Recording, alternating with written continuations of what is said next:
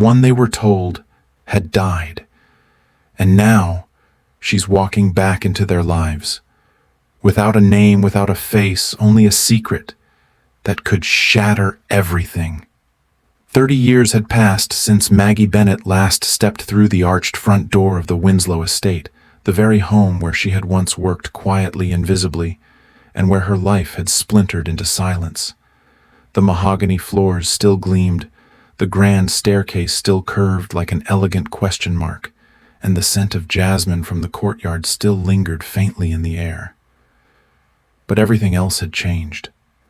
She wasn't a 19-year-old maid anymore, nor was she the terrified mother forced to disappear after giving birth to twin boys no one was supposed to know about. Today she walked in not as a servant, but as a respected interior designer hired for a full restoration.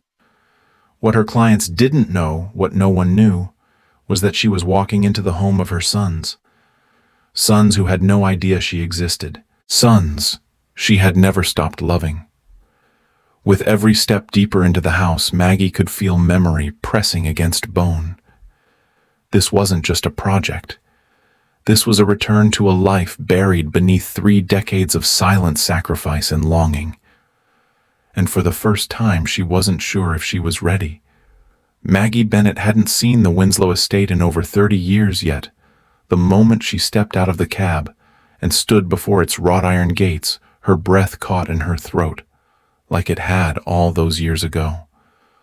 The mansion loomed before her in pristine condition, its brick facade washed in the golden hue of a late North Carolina afternoon, the same way it had looked the day she was forced to leave pregnant, heartbroken, and silenced. The gravel crunched beneath her heels as she approached the front door, now reimagined with sleek brass handles and a custom intercom that buzzed like a whisper of the past. At 56, Maggie had built a life on reinvention, first as a waitress, then a seamstress, later a decorator for low-income housing projects, and finally, after 2 decades of persistence and pain, a recognized interior designer with a modest but respected portfolio. She was hired for this job anonymously, her credentials vetted only through photos and past work. No one had asked her for more, and she hadn't offered. The client had signed off on her proposal for a full restoration of the estate's original Southern colonial charm. What they didn't know, what Maggie had no intention of telling, was that she already knew this house like the lines of her own hands. She had dusted the crown moldings at 17, polished the banisters while humming lullabies under her breath, and once stood barefoot on the kitchen tiles whispering names into the silence. The names of 2 boys she had carried beneath her heart and left behind. The same 2 boys who now owned this house lived within these walls and believed their mother had died at birth. As she stepped inside, the scent of lemon oil and memory wrapped around her like a shroud. She wasn't just returning to a job site, she was returning to the epicenter of her grief, to the place where her motherhood was buried under decades of silence. The irony was almost unbearable. Maggie Bennett stood in the grand foyer of the Winslow estate, now clutching a leather-bound design portfolio as if it were armor, while just down the hall, through layers of polished wood and curated silence, lived the very sons she had once cradled in her arms for only minutes before being told to forget they ever existed. No one in the household knew her name beyond what was printed on the proposal: Margaret Bennett Interiors. The housekeeper who greeted her that morning hadn't been born when Maggie was last here, and the assistant who booked the consultation had never questioned why her preliminary sketches mapped the floor plan with uncanny precision. No one asked how she knew there was once a hidden panel behind the parlor bookshelf, or that the dining room's original molding had been painted over in haste sometime around 1996. Maggie made sure not to look too long at the family photos that lined the hallway: 2 dark-skinned men in tailored suits smiling stiffly beside a marble fireplace. Her boys. One wore a stethoscope in one photo, the other a courtroom robe. Doctors, lawyers. They had become everything she once prayed for through tears and sleepless nights in a rented room across town. And now she was walking their halls as a stranger, hired to restore the home of her children who didn't even know her name. Every corner she turned held echoes of her past, but she kept her voice measured, her tone professional, and her gaze focused on the blueprint in her hands. She knew how to survive invisibility. She had done it for 3 decades, but nothing could have prepared her for the moment she heard one of them laugh from upstairs. It was a sound she hadn't heard since the maternity ward, and it cut through her resolve like shattered glass. Maggie's hand hovered over the archway that separated the foyer from the grand sitting room, the same arch she had passed through 1,000 times in her youth. First as a girl scrubbing floors, later as a woman carrying the weight of a forbidden pregnancy she dared not name. Her fingers trembled as they reached out almost involuntarily to touch the smooth curve of the wooden frame. It had been refinished since then, glossed over with polish and time, but the shape hadn't changed. She let her palm rest there flat against the grain, and in that brief silent contact it was as if 30 years collapsed into one aching heartbeat. This wasn't just wood. It was memory. It was the place she had once leaned against when her water broke early, the place she had whispered goodbye when she was ushered out the back door without her babies. The edge of the molding still bore a faint dent. She remembered how it got there. A tray dropped during a dizzy spell in her second trimester, hidden quickly before anyone noticed. Maggie's breath caught in her throat as her thumb traced it, now stunned that it had never been sanded out. Her mind filled with images she had buried deep, the faint flutter of twin kicks beneath her apron, the late-night humming to calm herself when fear eclipsed hope, the terrible stillness of being told she would never see her sons again. And now here she stood, fingers pressed to the very frame that had watched her become a mother in silence. No one in the house saw her hand trembling. No one noticed the tears welling in her eyes because to them she was just another contractor. But to Maggie, that archway was not just a doorway. It was the last place she was whole. And for the first time in decades, she let herself feel it. Maggie had made peace with the cruel mathematics of her return to be near them. She would have to remain a stranger. It was the only way. She had rehearsed it for months before accepting the project, how to speak with poise, how to lower her eyes just enough not to be intrusive but high enough to be respected, how to swallow the ache every time she heard their names mentioned, like distant landmarks on a map she no longer had the right to touch. Her boys, now men, successful, composed, and entirely unaware that the woman measuring their crown molding once kissed their foreheads goodbye in a dim hospital room under fluorescent light. She told herself this was enough. To see them from across a hallway, to catch glimpses of their laughter, echoing down the stairwell, to overhear one of them requesting darker tones for the study because our mother always loved deep colors, never knowing that their mother was the woman holding the paint swatches. Maggie lived for those moments now, each one a bittersweet confirmation that they had grown up safe, educated, and cherished, even if not by her. She accepted this invisible role not out of cowardice, but out of love, because to reveal the truth meant tearing open a past that had long been sealed by lies and shame. And they had no reason to forgive her, no proof of the nights she begged to see them. No documents showing how she was pushed out of their lives by force, not choice. So she would be what they needed: a quiet presence in the background, a careful eye for symmetry and balance, a professional. And when the job was done, she would leave again with photographs of her work in a portfolio and silent snapshots of her sons etched into memory, more real and painful than anything she could ever frame. Derek Bennett was the kind of man who moved through the world like a scalpel, precise, calculated, and impossible to ignore. At 33, he was already chief of cardiothoracic surgery at one of Charlotte's most prestigious hospitals, and his presence carried the quiet tension of someone who had been taught to command every room without raising his voice. He wore crisp suits even on weekends, never left a sentence unfinished, and believed that emotions were tools to be examined, not indulged. His discipline bordered on obsession, but no one dared question the results. Lives were saved under his hands, reputations built on his decisions. People admired Derek, feared him even, but few truly knew him. He kept his world tightly ordered, from his matching leather-bound journals to the glass decanters in his study, as if chaos itself might try to creep in through the walls if he let even one detail slip. His brother Malik Bennett could not have been more different. Also, 33, born 6 minutes after Derek Malik, was a licensed clinical psychologist known for his quiet charisma and disarming warmth. Where Derek dissected the human body, Malik tended to the soul. He wore mismatched socks, had a fondness for vinyl records, and let his therapy office smell like eucalyptus and old books. His patients described him as someone who made them feel safe within seconds, someone who remembered not just their traumas, but the names of their childhood pets.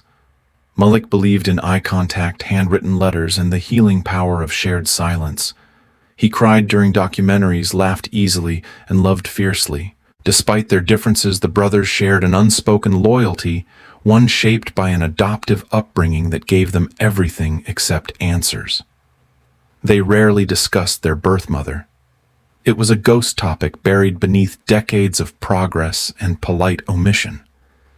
Malik sometimes wondered aloud about her, usually late at night, a glass of red wine in his hand and a softness in his voice. Derek always changed the subject. He didn't like unknowns. He didn't like mysteries. And if their mother had chosen to stay gone, then as far as he was concerned, that was the end of it. The Bennett brothers moved through life like parallel lines, close enough to brush, never quite touching, always in motion, but never colliding. From the outside, their relationship looked seamless, enviable, even two successful black men twins raised under the same roof, sharing a stately home and a family legacy built from dust. But underneath the surface was a tension so finely tuned it was almost invisible, like a violin string pulled just short of breaking. Derek, the elder by 6 minutes, had always led with certainty, rarely asking, rarely yielding. His words were commands, his silences verdicts. He functioned best in absolutes, a man allergic to ambiguity. And Malik, ever the empath, had long ago accepted that part of loving his brother meant interpreting what was never said, absorbing the sharp edges of Derek's certainty so others wouldn't have to.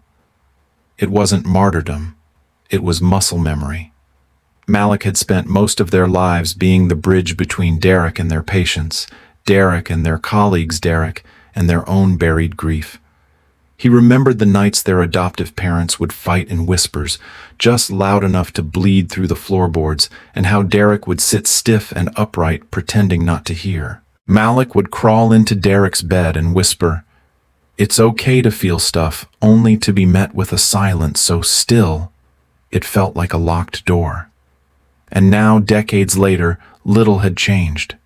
Malik still bore the emotional weight between them, still asked the hard questions over dinner, still noted the slight twitch in Derek's jaw when something hit too close to home.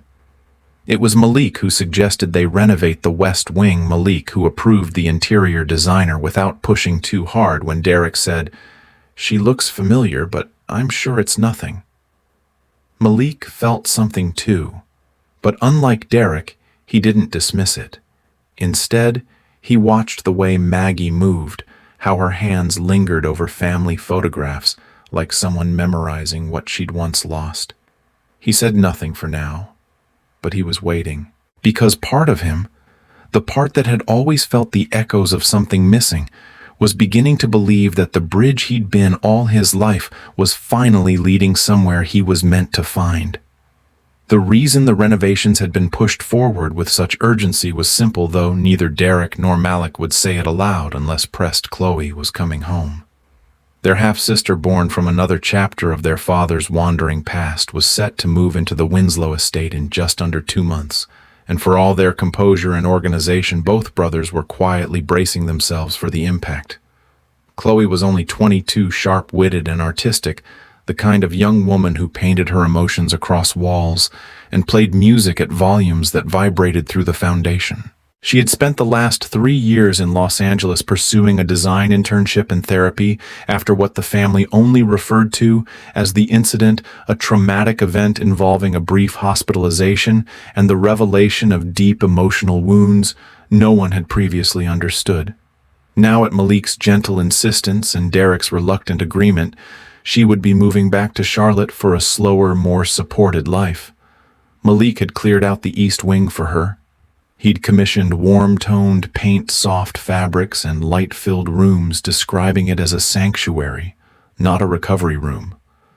Derek had objected to every color choice, not because he disliked them, but because accommodating emotion in his space made him itch.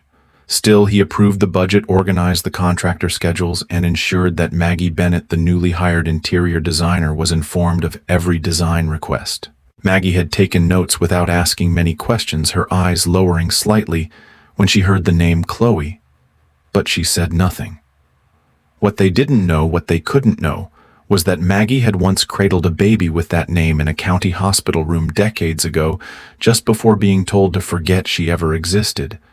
And now, Chloe was returning not just to a newly painted room, but to a house unknowingly being remade by the woman who had once given her life. As Malik scrolled through Chloe's last text, "Can't wait to see you guys." Nervous but hopeful. He felt a twinge of something beyond excitement. He looked at Maggie from across the room as she measured curtains, and something in her expression, however fleeting, made his heart skip.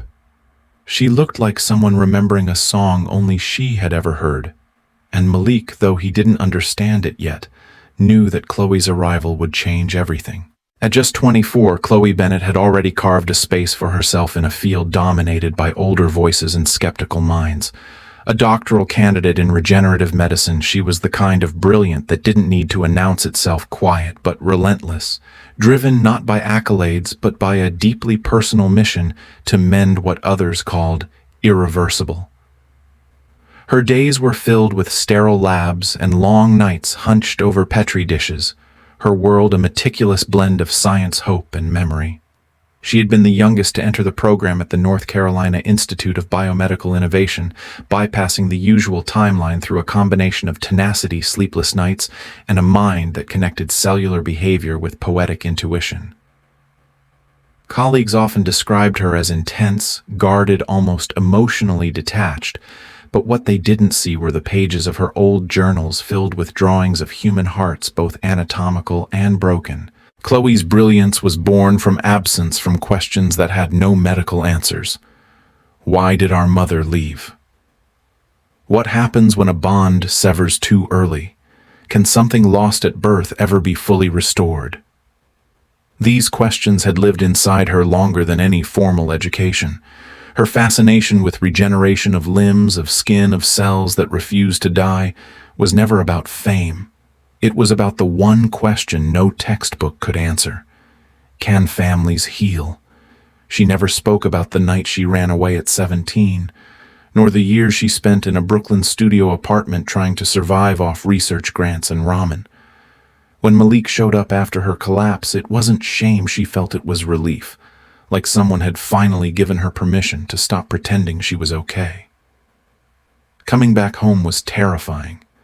But the prospect of living in the house she had fled from under the same roof as Derek and Malik felt less like defeat and more like a second chance. And now, as she packed up the last of her notes and stethoscope and prepared to return, Chloe wondered what ghosts would be waiting in that house and whether healing the kind she studied so obsessively was possible, not just for bodies, but for families too.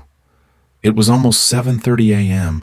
when Chloe rushed through the glass doors of Carolina Medical Research Hospital, her coat barely hanging on her shoulders and a stack of clinical notes pressed tightly to her chest. The scent of antiseptic and brewed coffee lingered in the air, familiar grounding.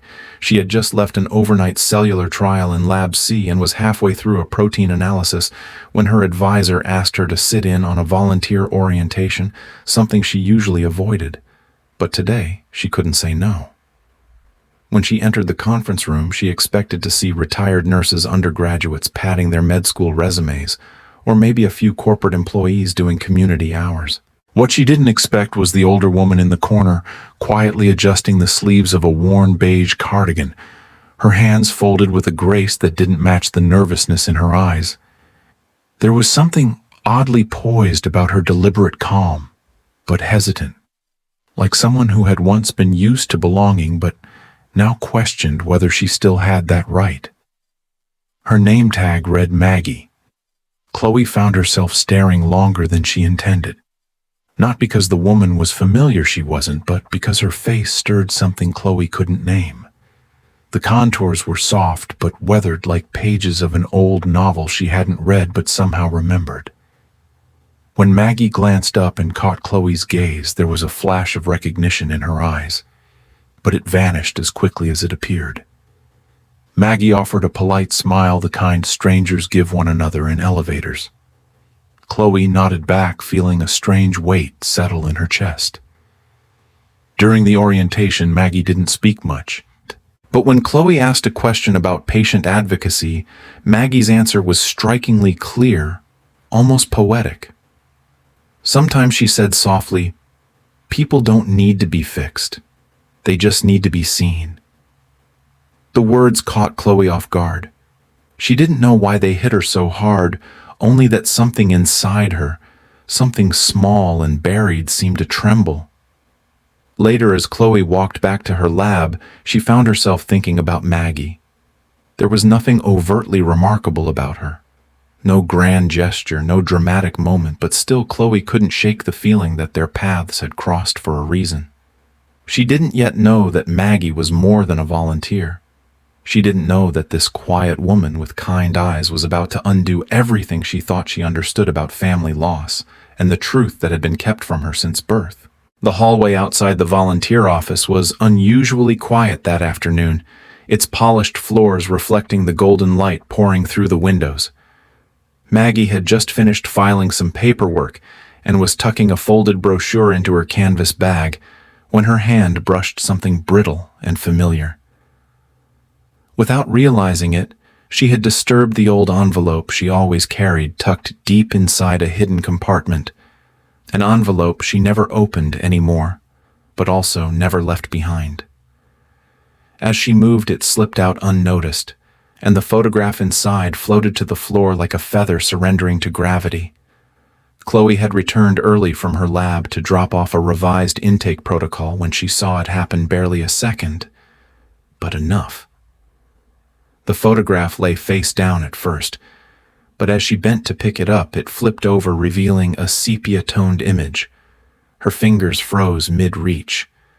It was an old photograph, clearly worn at the corners, edges curled like the fraying edge of memory. The image showed a young woman not more than 20, her face partially shadowed but unmistakably kind, holding two newborn babies against her chest. The infants were unmistakably black, their tiny curled fists pressed to the woman's collarbone, one sleeping, the other mid-cry. Chloe felt her heartbeat stutter. There was something about the woman's face, something hauntingly soft, a gentleness that stirred her deepest, most unexamined places. And the babies, twin boys. Her mind flashed to childhood stories, to fragmented memories of the rare times her brothers mentioned their early days, always vague, always incomplete. Maggie turned just as Chloe was staring, her hand still mid-air.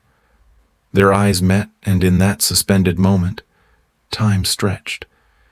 Maggie's face went pale, her mouth slightly parted.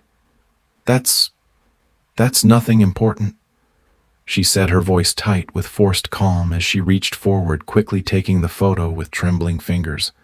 But Chloe couldn't unsee it. She couldn't ignore the rising tide inside her, the strange ache of familiarity and confusion, and something dangerously close to truth. Maggie turned away, clearly shaken, mumbling an excuse as she disappeared down the hallway. Chloe stood frozen, the image burned into her mind. She didn't know who the woman in the photo was, not yet, but some instinct whispered that this wasn't just a random volunteer.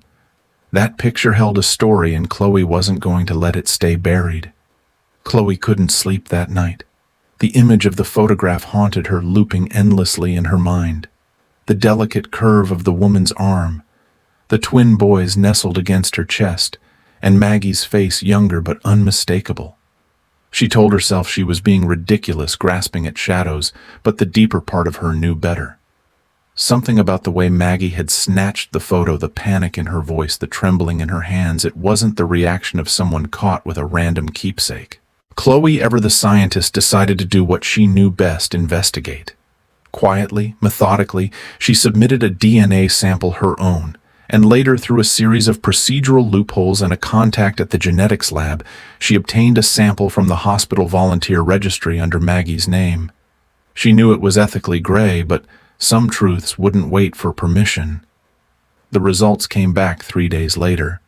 Chloe stared at the report in the sterile light of her lab, her knees nearly buckling as her eyes scanned the numbers, the highlighted matches, the confirmation in cold, clinical certainty. 99.97% probability of biological maternity. Maggie Bennett wasn't just a kind volunteer or a woman with a secret photograph. She was Chloe's mother, her real mother.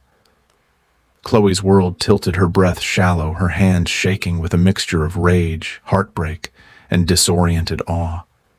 She thought of her brothers, of Derek's hardened emotional walls, of Malik's deep yearning masked by calm. All three of them had grown up without a mother, believing she was dead or long gone. And all this time, she had been here, breathing the same air, walking their halls, watching them from behind a stranger's smile. Chloe wanted to scream, to cry, to demand answers that no one had given. But more than anything, she needed to confront the truth, face to face. Maggie had walked back into their lives as a stranger, but now the veil was gone. Chloe wasn't going to let this lie live any longer. It was time for the silence to end. When Chloe finally told them, the room fell into a silence so thick it seemed to compress the air itself. The DNA results lay on the table between them like a detonated mine, and the word mother hung in the air like smoke, familiar yet foreign, suffocating. Malik was the first to react. He stared at the paper, then at Chloe, then at Maggie, who stood at the far end of the room with her eyes downcast, hands clasped in front of her like she was waiting for a sentence. "Is this real?" Malik's voice was barely above a whisper, not out of disbelief, but awe. His mind raced through memories of birthdays with no mother's voice, of scraped knees and honor rolls and college graduations where only one seat remained forever empty.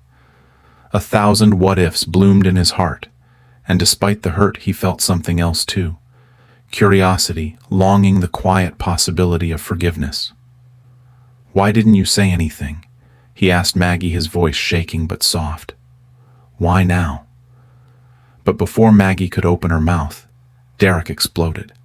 He stood, knocking his chair over, eyes blazing with a fury that had been simmering under his skin for years. "You're joking," he said, his voice sharp and ice cold. "She waltzes back in here, lies to our faces, hides behind a job title, and you want to understand?" He laughed, bitter and disbelieving.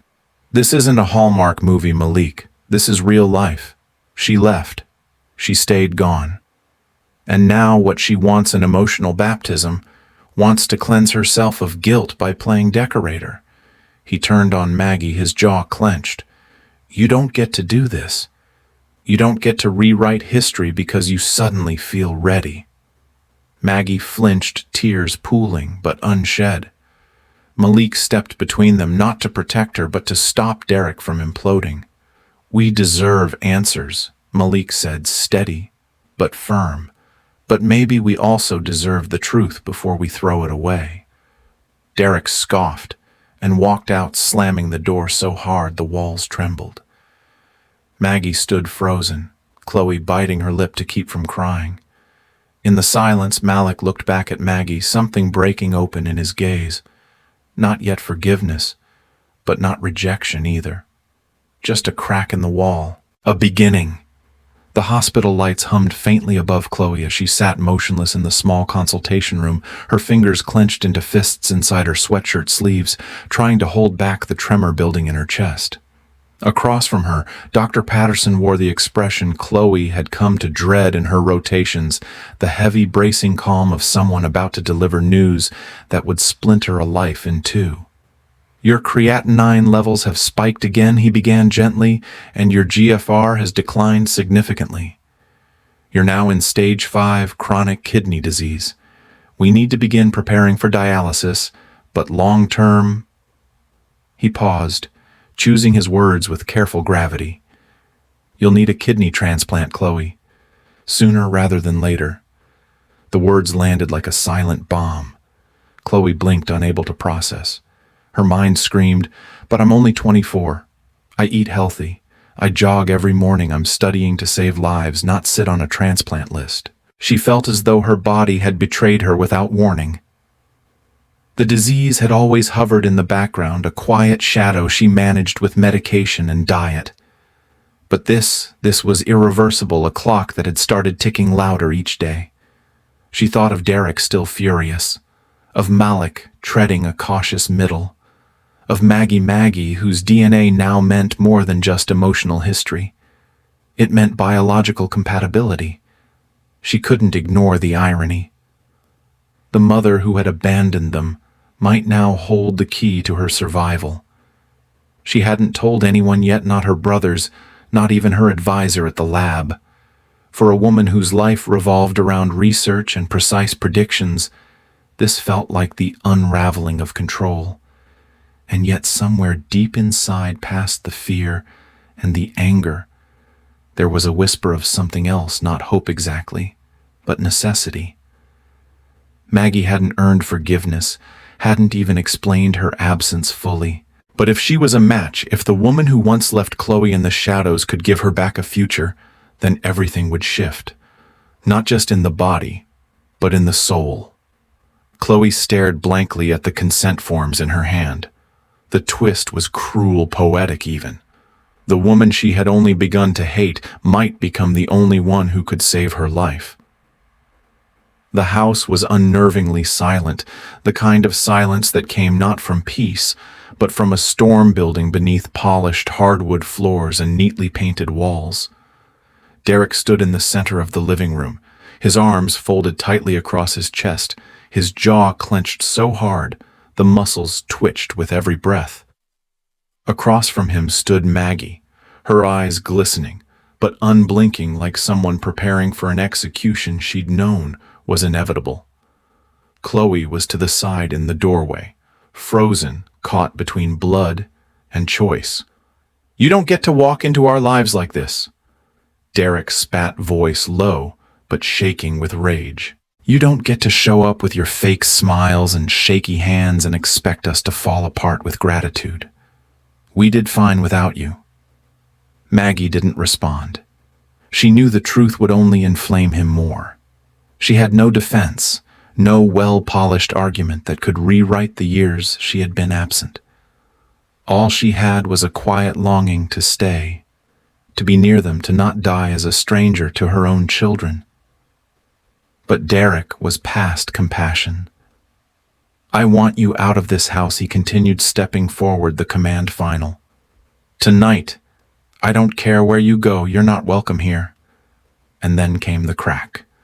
The sound not of a breaking object, but of a heart split open. Chloe, who had been trying to stay composed, suddenly stepped between them. Her voice wavered but rose with a sharpness neither of them had heard from her before.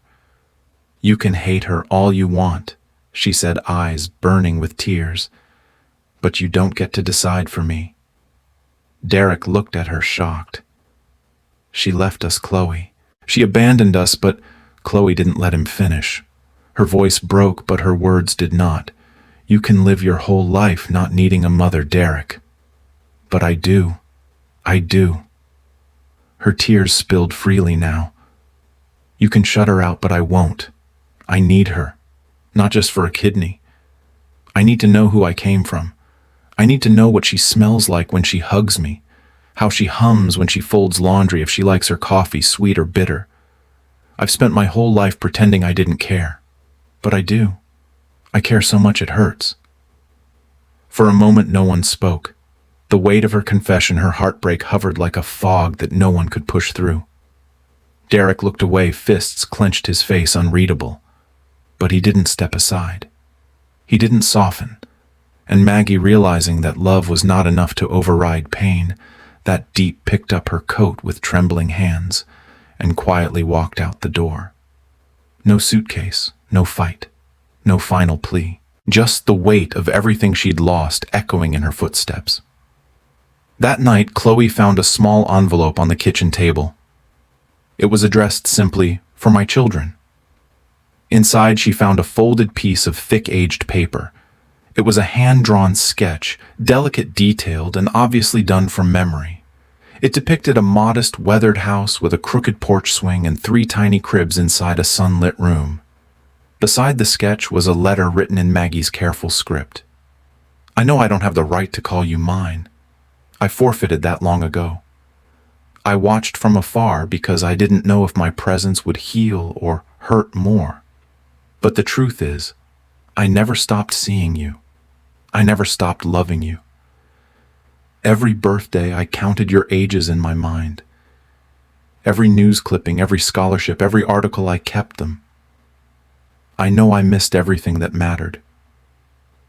But once in that little house in Shelby, I held all 3 of you in my arms and I believed I could do it, that I could protect you. Life proved me wrong. But that memory, it's the only home I've ever had. I drew it here so you'd know, not to forgive me, just to remember that I was real, that I tried. And if one day any of you ever want to find me, I'll be wherever you need me to be. Love, always, Mom." Chloe pressed the paper to her chest and wept not just for Maggie but for the little girl inside her who had waited years to hear a mother say, even in silence, that she had never stopped looking back. The sterile white walls of the hospital offered no comfort as the doctor entered the room, a clipboard in hand and hesitation in his eyes. Chloe sat on the edge of the hospital bed, her skin paler than usual, dark circles blooming beneath her eyes, the toll of dialysis already etching itself into her once vibrant expression. Derek stood by the window, arms crossed, staring out at the parking lot as though it held any answers. Malik was seated beside Chloe, gently holding her hand, though his own trembled faintly. The doctor cleared his throat and spoke carefully, his voice a clinical blend of empathy and restraint. "We've completed the compatibility tests," he said, eyes shifting between the 3 of them. "I'm afraid neither of you, Derek or Malik, is a suitable match." The words landed like bricks. Chloe blinked as if she hadn't heard him right.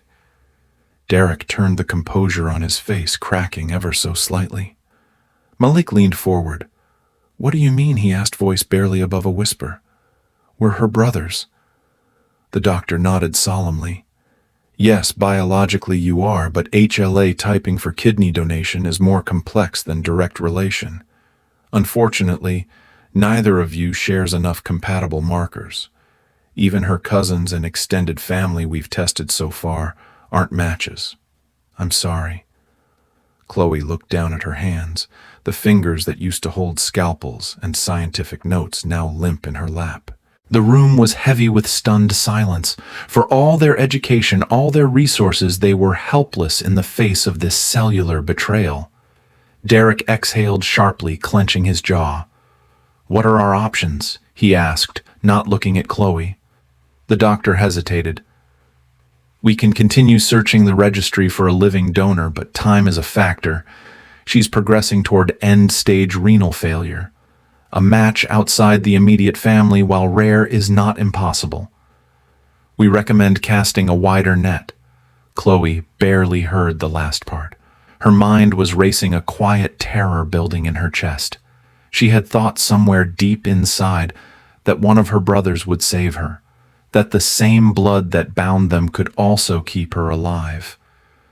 But now she realized something darker: biology wasn't always enough. And perhaps the only person with the right blood to save her was the one person still standing on the outside of their family's walls: her mother. 3 days after the devastating news, another set of test results arrived, this time rerun under stricter criteria, using extended antigen typing and a deeper cross-match analysis prompted by a new attending nephrologist who insisted on revisiting the siblings' profiles. The results landed like a quiet miracle.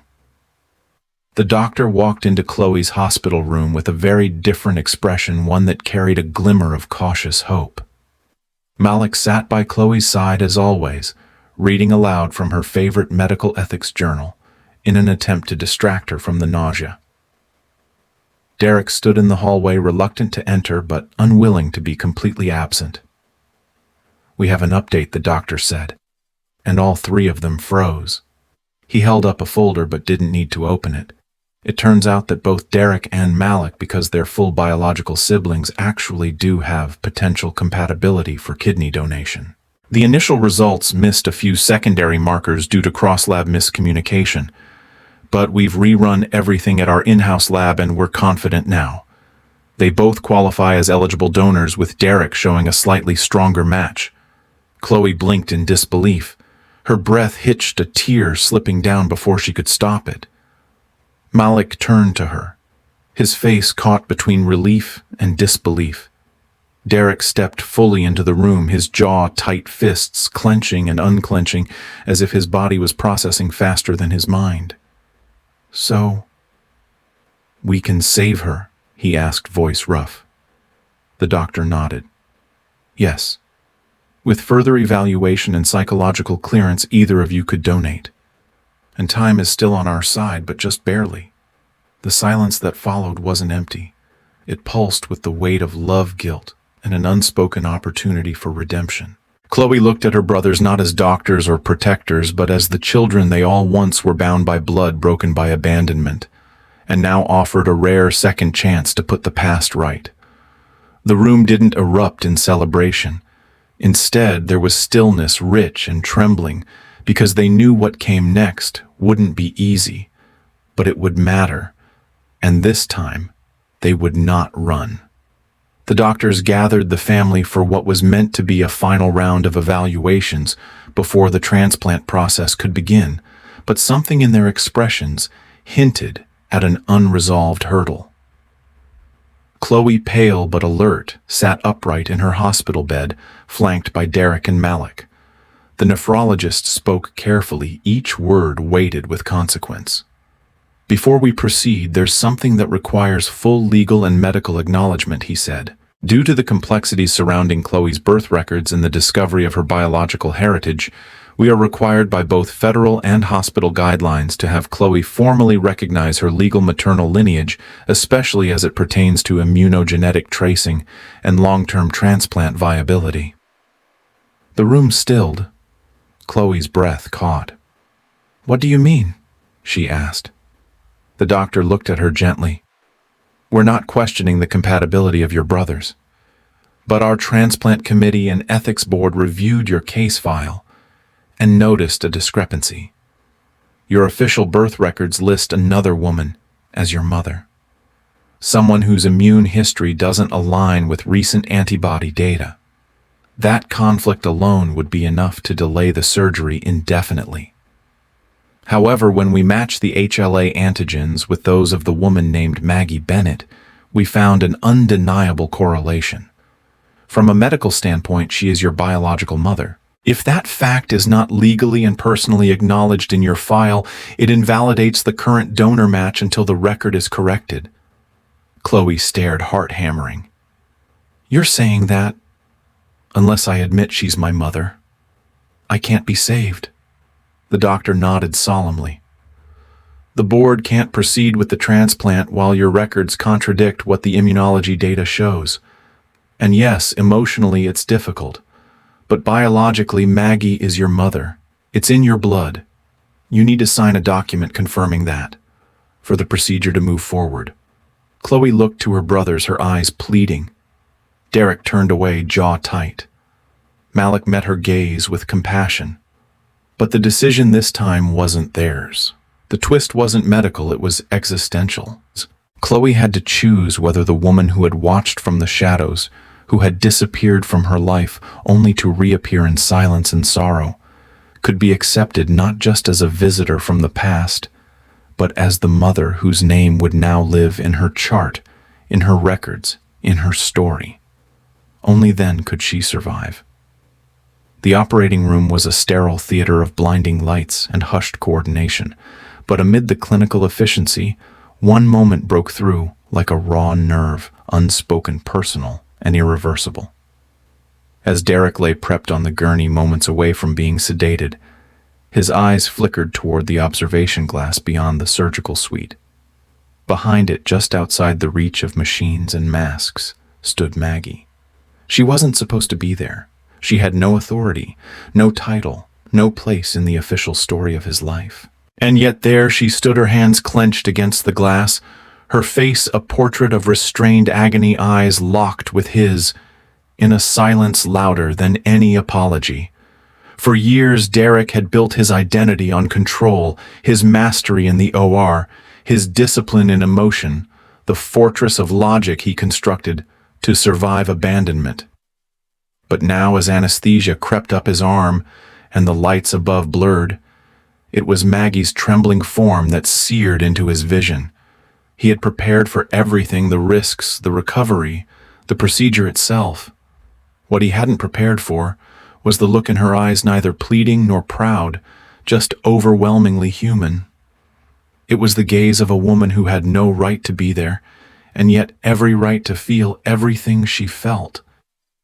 For one suspended second time loosened its grip, and Derek saw not just the woman who had left, but the mother who had once held him.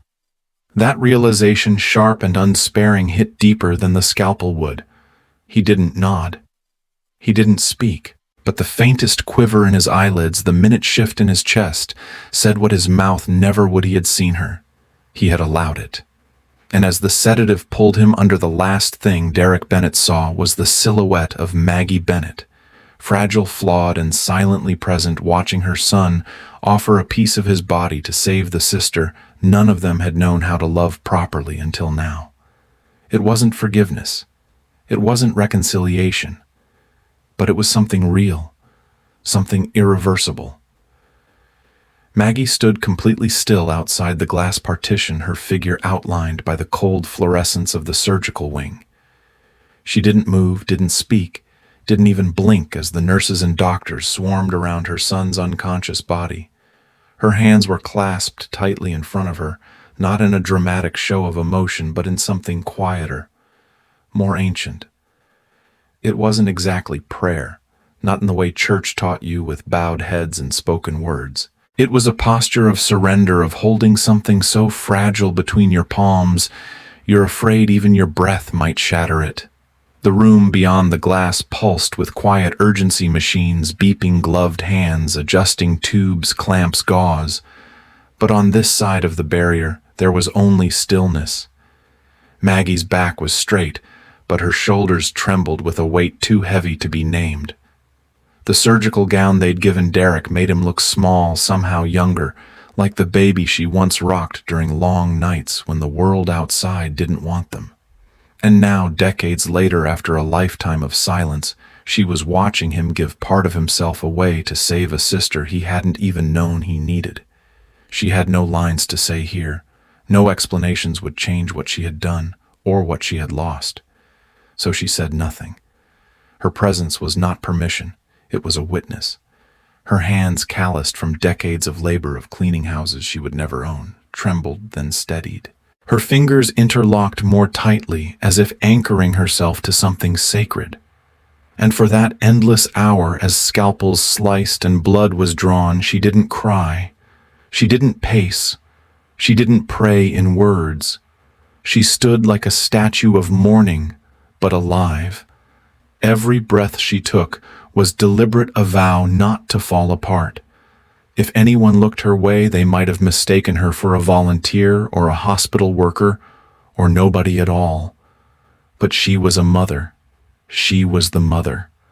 And though no one said it aloud, the air around her shimmered with the quiet ferocity of someone who had come back not to be forgiven, but to stay until the very last stitch, the very last sigh, the very last light in her son's eyes blinked open again. Maggie didn't hear the footsteps approach. Her attention remained locked on the silent rhythm of the surgical lights, on the barely visible rise and fall of Chloe's chest behind the partition, and on Derek's motionless figure, as he lay still on the operating table, giving up a piece of himself to save the sister who had unknowingly held his heart all along. Her hands stayed tightly clasped, unmoving, still trembling at times, despite the sheer willpower she poured into keeping them steady. The ache in her chest was not just grief or guilt. It was memory flooding her with images of 3 babies wrapped in mismatched hospital blankets, their skin warm against hers for those few precious hours before the world took them away. It was the sound of Chloe's laughter echoing faintly from another room, a voice she had only heard as a stranger. And then, without warning, there was another hand, soft, steady, warm.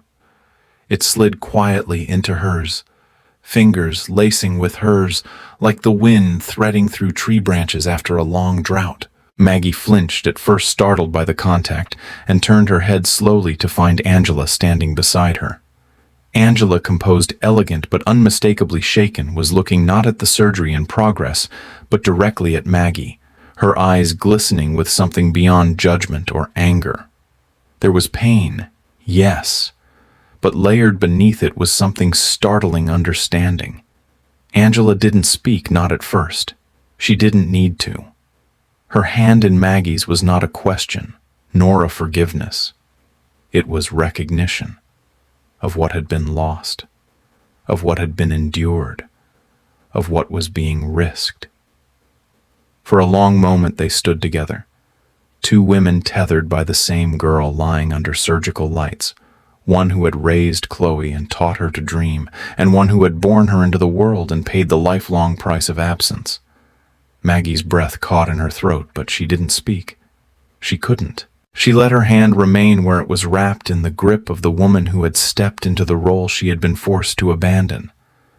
It wasn't absolution, but it was solidarity. And for the first time in decades, Maggie didn't feel entirely alone. 6 months later, the house looked nothing like the cold, angular space it used to be.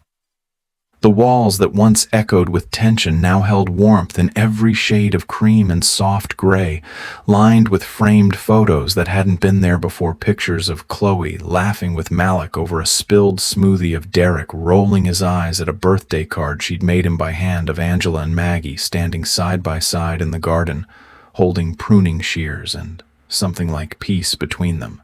The dining table, long and worn but polished to a gentle gleam, sat beneath a halo of warm pendant light. It wasn't grand, and nothing matched perfectly. The plates were a hodgepodge, the silverware slightly mismatched, but there was a quiet intimacy to it all, like the house had stopped holding its breath. Chloe sat at the center, her newly regained health evident in the glow of her cheeks and the calm, steady way she laughed when Malik teased Derek about the overcooked rice. Derek, ever composed, shot back with a sarcastic remark about Malik's burned garlic from last week's dinner. Chloe rolled her eyes and nudged them both, the gesture so casual and familial that it softened something even in Derek's often immovable face. Across the table, Maggie reached out with gentle hands and placed a small piece of fish on Angela's plate, her movements slow, almost reverent. Angela, without hesitation, nodded a quiet thank you and continued eating. No words passed between them, but the gesture spoke louder than any speech, an offering not just of food, but of place of respect, of tentative trust, rebuilt meal by meal. There were still silences, of course, but they were no longer filled with avoidance or resentment. They were simply spaces between breaths, between stories, between the clinking of chopsticks and the pouring of water. At one point, Chloe looked around the table and smiled, not a polite smile, but one rooted in something deeper. She leaned back, watching Derek fold a napkin with military precision, while Malik snuck another spoonful of dessert before anyone noticed. Maggie's hands rested easily on the table's edge, no longer clenching or trembling. Angela, poised and graceful, let out a laugh when Derek's precision failed him, and the napkin unfolded into his lap. It wasn't perfect. Some wounds still hadn't healed completely.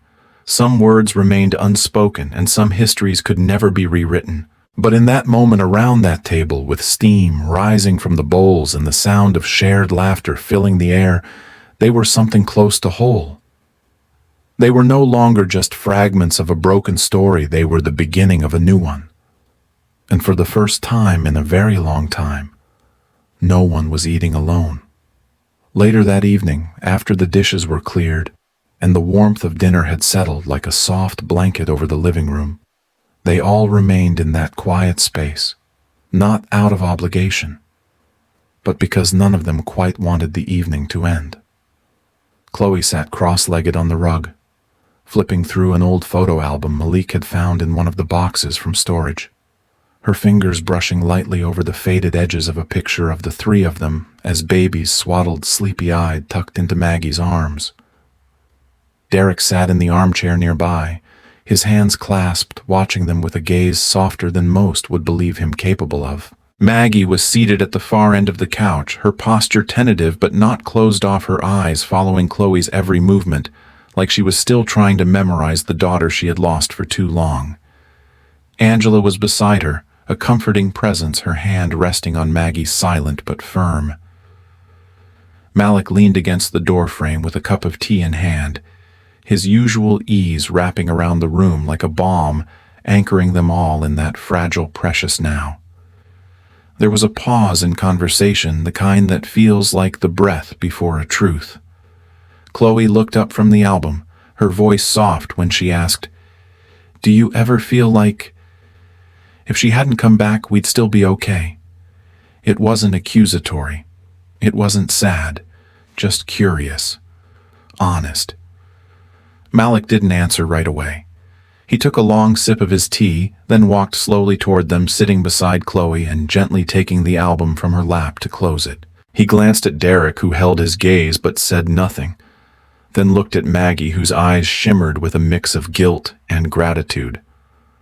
Finally, Malik turned back to Chloe and said in a voice both steady and tender, "No one replaces anyone, Chloe. Not the mother who raised you, not the mother who missed everything, not the brother who shut down or the one who tried too hard to make it all feel okay. No one replaces anyone. But right now, we're not missing anyone either." The room went very still. Maggie's lips parted slightly, but she didn't speak. Angela's hand tightened just slightly over hers. Derek looked away, then back again, as if testing whether he was ready to let that sentiment settle inside him. Chloe smiled a small, knowing smile, as if something inside her had been waiting for those exact words. Malik leaned back, letting the silence return this time, not as absence, but as affirmation. His words didn't erase the years, the pain, the abandonment, or the tangled emotions that still lived in each of them. But they offered something better: recognition, without blame, wholeness, without pretending the pieces hadn't been scattered.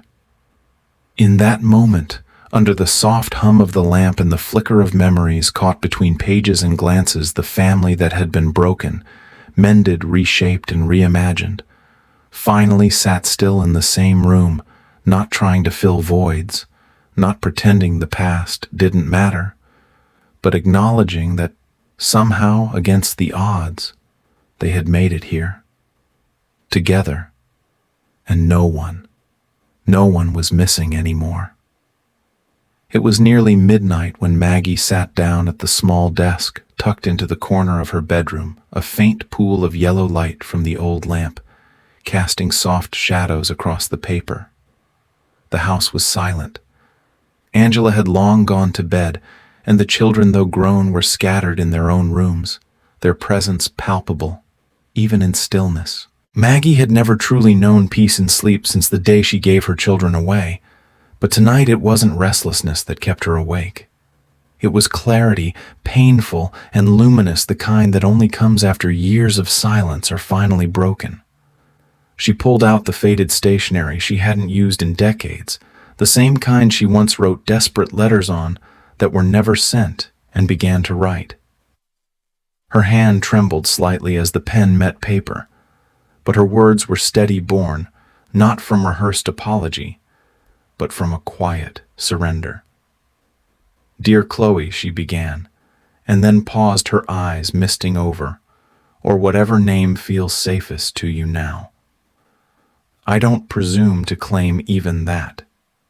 She stared at the ink as if waiting for it to bleed her grief into the page. "I know you may never call me mother. I don't expect it. I don't deserve it." That word belongs to Angela, to the woman who stayed through the hard nights, who packed your school lunches and held your hand through your first heartbreak. It belongs to the voice that woke you up for class and the arms that wrapped around you when the world hurt. I gave birth to you, yes, but I was not there to live life beside you. I forfeited that privilege. And yet I am writing this now not to ask for a name or a title or even forgiveness. I am writing because I saw you laugh tonight. I saw the way your eyes lit up when your brothers teased you over dessert, the way you leaned your shoulder into Malik without thinking, the way your hand lingered on Angela's when she reached for the salt. And in that moment, I knew that my greatest wish had already come true. Not that you'd call me Mom, but that you had people who loved you enough to be called family. That you were not alone. That even in my absence you found something whole. I would give anything to undo the choices that made me a stranger to you, but life doesn't work that way. So instead, I will live in the truth of what is: you are alive, you are loved, and you are not missing anymore. That is more than I ever dared to ask for. If the cost of your wholeness is that I remain unnamed in your life, I will bear that gladly. Just please keep living. Keep loving. Keep calling someone family. That's all I've ever wanted for you. That's all I ever will. Maggie placed the pen down gently, folded the letter with hands softer than they had once been, and tucked it into the drawer, not to be sent, not yet, but to exist finally outside her chest. A testimony, a release, a quiet offering written not for redemption, but for love without condition. Chloe sat at the edge of her bed, the soft creak of the mattress beneath her barely audible beneath the quiet hum of a house settling into sleep. In her lap lay the letter, creased but carefully unfolded, bearing the unmistakable handwriting of the woman who had given her life, but not her childhood. She had read it once, twice, and then a third time, in complete silence, each word pressing gently yet unrelentingly against the walls she had built around her heart. It was not a plea, nor a demand, nor even an apology dressed in hope. It was something rarer and honest, relinquishing a mother's voice stripped of entitlement, asking nothing but life for her child. Chloe exhaled a sound halfway between a sigh and a release, and smoothed the page with her palm. Her fingers moved slowly, reverently, as she folded the letter along its original lines and reached for the small wooden box on her nightstand. A box she had carried from dorm to apartment to hospital call room for years, filled with fragments of meaning she hadn't fully understood until recently. Inside were mementos of a life lived in fragments: a dried flower from a high school recital bouquet, a name tag from her first lab rotation, a postcard Angela had sent from New Orleans, a crumpled piece of paper with Malik's handwriting, helping her memorize nephron structures, and now carefully placed atop it all the letter. Just beneath it, as if waiting, was the photograph that had started it all, a faded image of a woman with tired eyes and gentle arms holding two newborns with unmistakably dark skin. Chloe didn't know who had taken the picture or where it was snapped, but she knew with a certainty beyond words that the woman was Maggie. And those babies were her brothers. The photo didn't hold answers. It never had. But it held something more enduring: proof of a moment, of an origin, of a truth that had survived even silence. She closed the lid of the box gently, as if sealing a chapter but not locking it away. Outside her window, the neighborhood was quiet, and most of the lights in the house were already out. Angela's room was dark. So was Derek's. Even Malik's, where the faint buzz of his late-night podcasts usually played, had gone still. Chloe stood up, stretched slightly, and walked to the hallway, pausing beneath the soft light still glowing from the front porch, the porch Maggie had painted with her own hands months ago, where she had once sat in silence, waiting to be allowed inside. The porch light remained on not by accident, but by quiet intention. It was no longer a beacon for someone returning. It was a quiet promise that no one would be left outside again.